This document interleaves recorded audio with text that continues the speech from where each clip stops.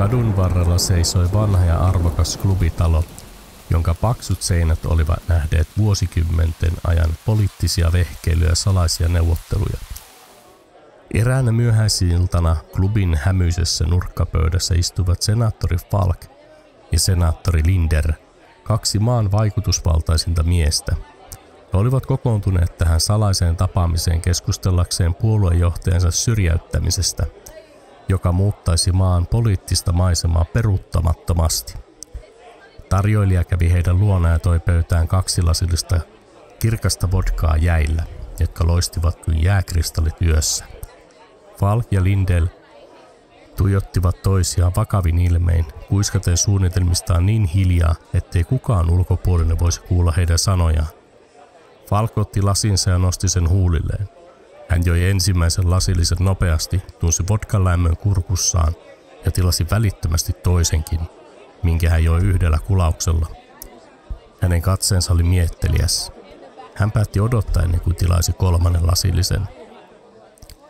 Hän halusi hetken aikaa miettiä seuraavaa askeltaan, sillä pelissä oli paljon enemmän kuin vain juoma.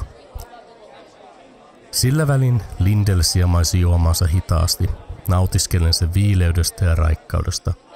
Juuri kun lasi oli puolilla, hänen kasvojensa ilme muuttui äkillisesti kauhun sekaiseksi ja hän putosi eteenpäin. Hänen silmänsä sammuivat nopeasti ja Linderin keho lysähti tuoliin. Hän oli kuollut. Klubi täyttyi hälystä ja hätääntyneestä äänistä. Ihmiset yrittivät ymmärtää, mitä oli tapahtunut. Kuinka senaattori Linder oli voinut kuolla yhtäkkiä näennäisesti ilman syytä? Molempia miehiä valmisteltiin salamurhaan. Miksi senaattori Linder kuoli ja senaattori Falk elää? Keksitkö sinä ratkaisun mysteeriin? Ennen kuin kerron loppuratkaisun, käy tykkäämässä videosta ja laita kanava tilaukseen. Se auttaa muitakin löytämään videoni. Etsivät ryhtyivät välittömästi tutkimaan tapahtumia.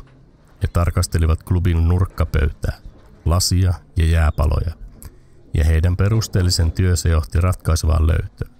Jäissä oli ollut myrkkyä, hienovaraisesti kätketty lähes huomaamaton myrkky. Senaattori Linderin lasissa ollut jää oli sulanut hitaasti vapauttaen myrkyn juomaa ja aiheuttaen nopean tappavan reaktion. Senaattori Falk oli juonut lasinsa niin nopeasti, että jäät eivät olleet ehtineet sulaa ja myrkkyä vapautua. Hänen nopea juomisensa ja päätöksensä jatkaa miettimistä oli pelastanut hänet. Kiitos kun kuuntelit. Nähdään ensi videolla.